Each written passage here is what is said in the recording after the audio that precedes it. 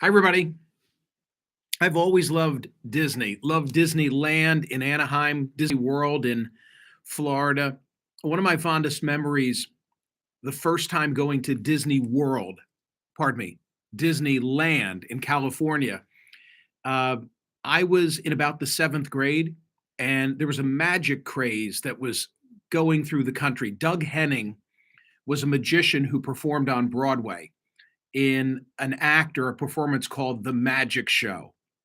I never got to go, but the combination, I think, of Henning and maybe it was Bill Bixby in The Magician, but in the 70s, there was a magic craze that went through America, and kids my age were all doing tricks.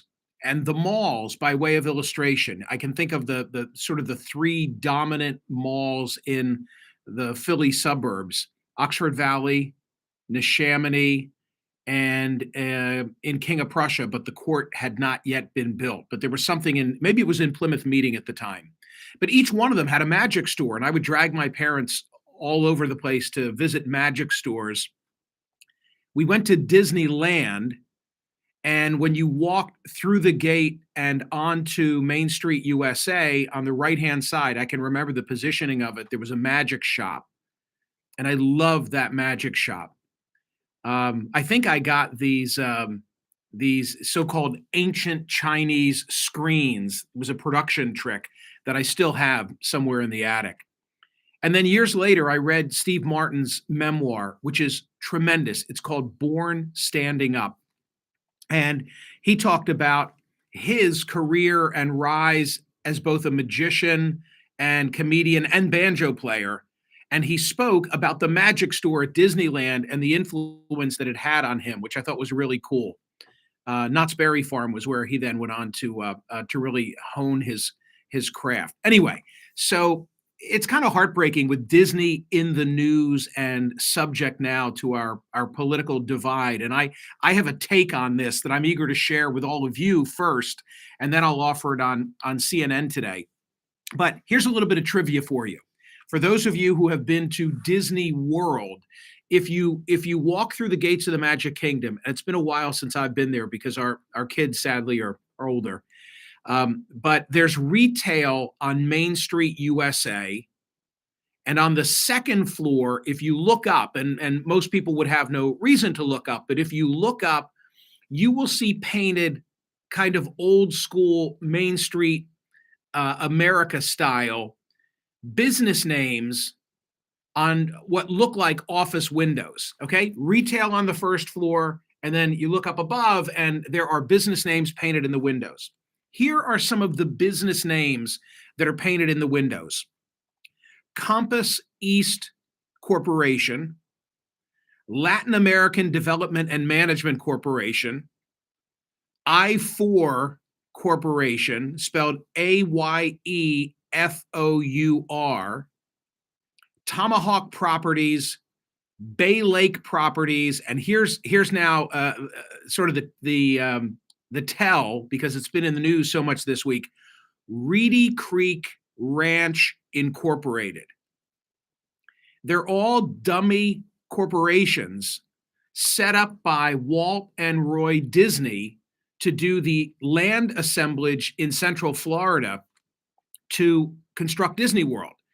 And I have, for whatever reason, I have just always loved the story, or the stories, because I find out some of them that I've been told are not true.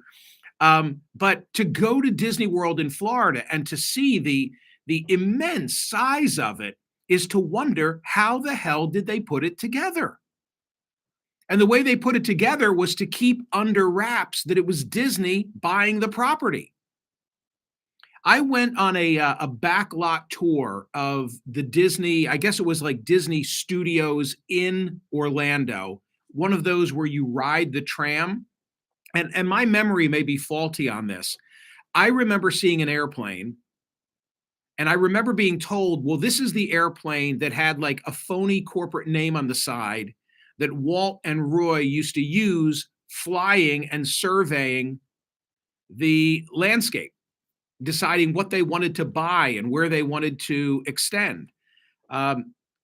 I had a guest, a historian, Dr. Jim Clark from Central Florida, a historian at a university in Florida. He said to me, "That's really not what they did. That they were never up in the Disney plane. That instead, he said they borrowed Arthur Godfrey. You remember Arthur Godfrey? They borrowed his plane to keep it further under wraps, and they wouldn't even take direct routes when they were flying to California because they were so secretive." Anyway, today I'm going to talk about the way in which Disneyland, as a land, Disney World, hope I don't screw it up on TV, actually came together. And it's a fun story. What's not fun is this debate over the Florida, education bill. And there are two schools of thought about Disney getting involved. I mean, Disney got involved here because Disney employees were upset when Disney's leadership said, "Hey, this is a political football and we don't want to get involved." So then Disney did get involved, and immediately upon getting involved, they, drew the wrath of Governor DeSantis, who obviously sees great political traction in all of this. I had Jeffrey Sonnenfeld on both radio and television recently because he's the guy with the golden Rolodex. He's the one who, that very quickly can assemble. It's kind of amazing that he can get the top corporate leaders in America on the telephone quickly and participating in Zoom calls when they decide whether they want to take a public stance. And they've taken public stances on things like guns after the Parkland, Florida shooting, social justice after George Floyd's killing, the perception of Georgia's new law infringing on voter rights. That was another one where they got active. And more recently, they've gotten active in organizing and boycotting Russia. And we've talked about every one of these instances. And it's the old question of, should they be more concerned about the bottom line than social justice? And Sonnenfeld's point is to say, without social justice, without making sure that the rule of law has value, how can anybody do business? A quote that I have from him in front of me. He says, "The geopolitical context is absolutely critical. A business leader's responsibility. You want to have faith in society, trust in free markets, and you want to have social harmony. When some people say to business leaders, get back in their lane, I wonder, what lane are you talking about? The breakdown lane?" In other words, society will crumble if corporate America doesn't get involved. Okay, that's Sonnenfeld. That's the position of corporate America, some of it. Then there's the Wall Street Journal this week, and the Wall Street Journal said that, reflecting on Disney, there's a warning here to other companies, especially big tech and Wall Street, which are mainly based in liberal states but conduct business elsewhere. If they try to impose their cultural values, they risk losing Republican allies on the policy issues that matter most to their bottom lines. The Disney lesson, says the Wall Street Journal, is for CEOs to stay out of these divisive cultural fights. The lesson for political partisans in the workplace is that their bosses run the office, but they don't run the country. Okay? Sonnenfeld, Wall Street Journal. And my survey question at Smerconish.com today asks whether Disney should ever have taken a position on the Florida education law. Okay, that's the debate. We've been having it on radio. Many of your comments here are already on that line, but I'm going to come at it in a different way on TV today. And here's what I intended to say, and then I'm going to tell you something that I just found.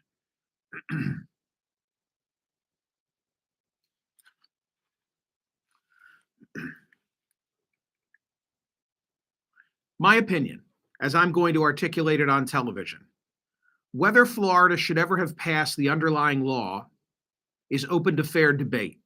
I wouldn't want any teacher instructing my child on sexuality, I need to add the words, kindergarten through third grade.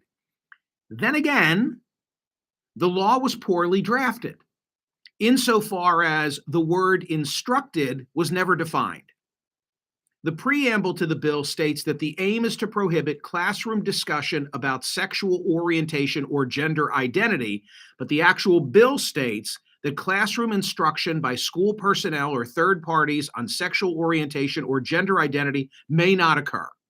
Okay, what's my concern as the law is drafted?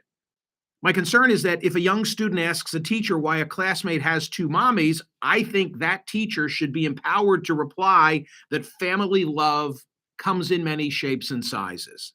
And I'm worried the teacher's hands are now going to be tied. Another legitimate debate is whether Disney should have yielded to employee pressure and taken a position on the matter. That's the Sonnenfeld Wall Street Journal argument. Now, here's where I want to break new ground, and this is what I intend to say. But about this, there should be no debate. When a state actor punishes a speaker, corporate or individual, for expressing a political viewpoint, they've brought the full force of government on the wrong side of the First Amendment. And I don't think that will stand if it's challenged. So I wrote that early this morning before I came to work. Early for me is 4:30ish. And then I just went looking for, has anyone weighed in on the legality of this? And very few have. Very, very few have really researched the issue of whether DeSantis can do what he's doing.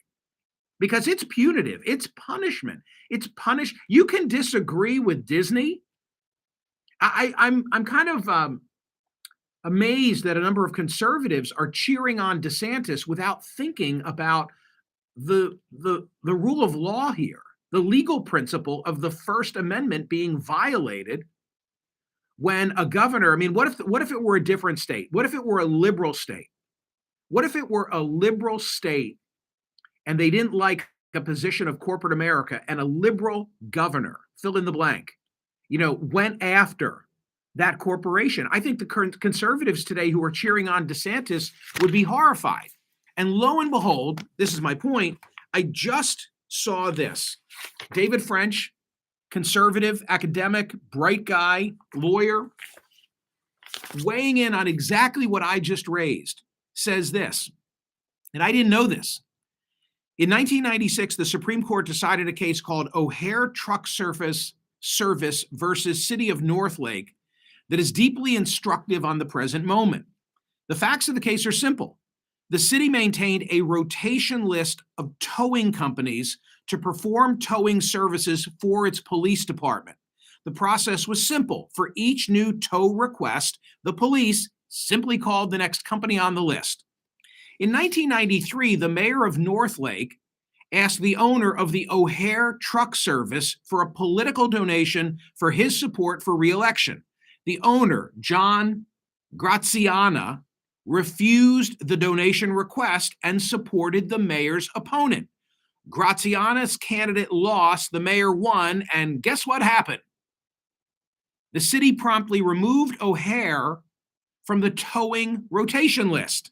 The Supreme Court ruled against the city. Writing for the 7-2 majority, Justice Kennedy called back to a line of cases noting that there are times when denying a benefit can have the same effect as direct coercion. If the government could deny a benefit to a person because of his constitutionally protected speech or associations, his exercise of those freedoms would in effect be penalized and inhibited. This would allow the government to produce a result which it could not command directly. In plain English, this means that the government cannot use its awesome power of contracting, employment, permitting, and taxation to reward political and ideological friends and punish political and ideological enemies. Isn't that what's going on here in the Florida case? So, sure, have the debate about whether, Disney should have taken a position, whether the employees should have pushed Disney to take a position, whether Florida should have ever had the underlying law to begin with. But let's also now focus on the fact that DeSantis doing what he did and the Florida legislature doing what it did probably represents a violation of the First Amendment. Because this, the First Amendment, you hear me say this on radio all the time, we loosely toss around First Amendment in places where it doesn't belong. The First Amendment belongs, technically as a frame of reference only when the government is impacting speech, not when speech between two citizens in the private sector is being squelched. This is a case where the government is saying, hey, Disney, you can't exercise your political speech. And that's wrong. That is wrong. So I was going to say this on air because intuitively, as an attorney, it makes sense to me that there's a problem here. And now I'm comforted by French because he did the legal research that I did not. So that's what I most want to say today. Happy Easter. If tomorrow, if you're one of 200 million Orthodox Christians worldwide and tomorrow is Easter, my parents were married in an Eastern Orthodox church. I was baptized in the same Eastern Orthodox church. Candidly, the only thing I remember about going to services to Mass there is that they were 3 hours long and in Russian. And my brother and I would sit in the back and get the giggles. And sometimes if we got the giggles, Mom would get the giggles and Dad would be angry. That's what I remember. The Patriarch of Moscow and the Eastern Orthodox Church is not structured the way, the Catholic Church and the Vatican are structured. There's not a pope. But among the patriarchs, I think there are 15 or 16. Kirill is arguably the most important, and he is lockstep with Putin on the invasion of Ukraine. So we're going to talk about that today because I think it'll be really interesting, and we have a scholar on the matter who will shed some light on it. I had a great conversation with Father Jillians on radio yesterday. If you missed that, we also released it as a podcast. Go and listen to it to get a handle on. I mean, I think what went on here is that the church really played no role, or a very minimalist role, during the times of the Soviet Union. And then post-Soviet Union, the leadership sort of welcomed back the church, but I think for selfish reasons. I think that they saw political power in an allegiance with the church. And in the most recent events relative to the invasion of Ukraine, Kirill really seems to have, this is a horrible thing, I guess, to say, but to have sold his soul for a land grab, Ukraine, that he thinks would benefit both Putin and himself as the patriarch of Moscow. And he's never recognized the independence of the Ukraine parishes, although Patriarch Bartholomew in Constantinople, are you following all this? It's confusing stuff. Does recognize the independence of those Ukraine parishes. Hopefully in the span of 4 or 5 minutes, I'll be able to shed light on this today on television. What else? If you think that 2022, the midterm elections, are bad for D's, 2024 could be a hell of a lot worse. I'll explain that with the benefit of a guest. And then this week, I think it's Tuesday, this week, rolling off the assembly lines will be the Ford electric F-150. I think it's going to be a game changer. I think that that some people.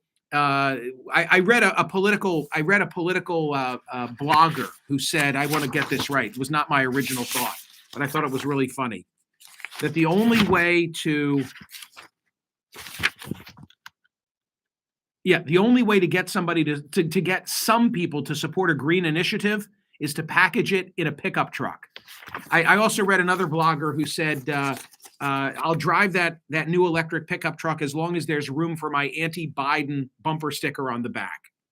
Maybe those are all just stereotypes that don't really meet the reality. Anyway, I've got a lot of good stuff I'll talk about on television, but you've got the advance word. It's this First Amendment issue pertaining to DeSantis. So thank you for your comments here. I really appreciate it. Thank you for watching the YouTube videos. We have doubled our numbers Monday through Friday in the last week. I enjoy doing them. TC enjoys doing them as well. It's fun. And we're doing this same 7:30 time period, Monday through Friday. There will be some exception for sure. But if you're watching this right now, and if you're watching it live on Saturday morning, 7:30, Monday, Tuesday, Wednesday, Thursday, Friday, join us right here. Same drill. But you'll watch us do the headlines from Smerconish.com, the newsletter. And then that presentation is actually in the morning newsletter. It all works. And TC, of course, TC After Dark with her diary version. She's looking for feedback, I know, as to whether to continue doing a post-show wrap-up of the radio show each day or go back to that which she had been doing. All right. Thank you. Thank you so much for watching. I'm going to go get my noggin powdered, and I will see you on television, I hope. Have a wonderful weekend, and I'll see you back here Monday, 7:30 a.m.